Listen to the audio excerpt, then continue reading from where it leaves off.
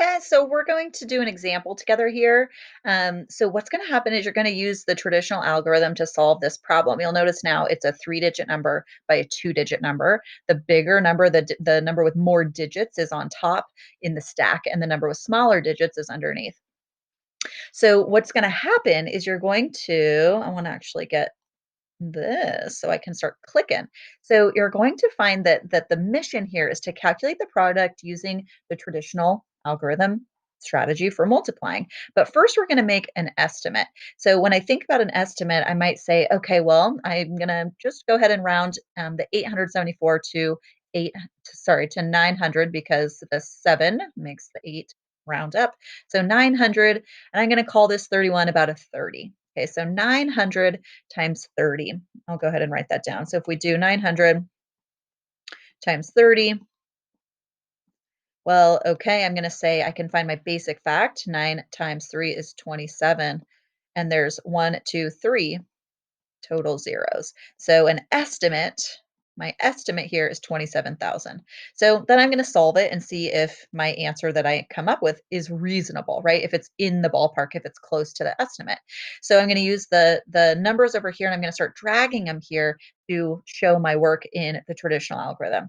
So I'm going to start by taking my 1 in my ones place value spot, and I'm going to multiply it by all of the parts of this 874, starting with the ones, moving to the tens, and then going to the hundreds. So 1 times 4 is 4. 1 times 7 is 7. 1 times 8 is 8. All right, got it. So then I'm going to say, okay, I've multiplied the 1 by all the parts. Cool, let's move on to what we haven't multiplied. We haven't multiplied this 3 or 30 by all the parts of 874. So I'm going to say, oh, I'm going to take my 3 and multiply it by my 4. Ooh, but wait, it's not really a 3, it's really a 30. So I need to put my placeholder down here and say it's a 30. Now I can say, oh, I'm just going to call it a 3 because it's easier to think of my basic facts that way. So 3 times 4 is 12. And I'm going to take my little one and put it up here. So I say 12. Okay, so now we do 3 times 7, 7, 14, 21, plus this 1 right here, which is 22. So I'm going to say 20, and my little tiny 2, I'm going to put it up here.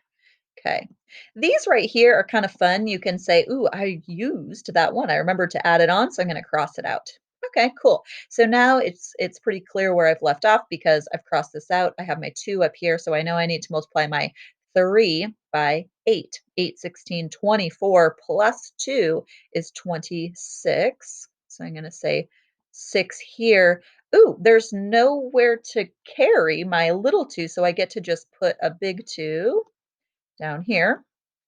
And now I've multiplied the 1 in 31 by all the parts up here and the 3 in 31 by all the parts up here. So I'm ready to add. So 4 plus 0 is 4, 7 plus 2 is 9, 8 plus 2 is 10.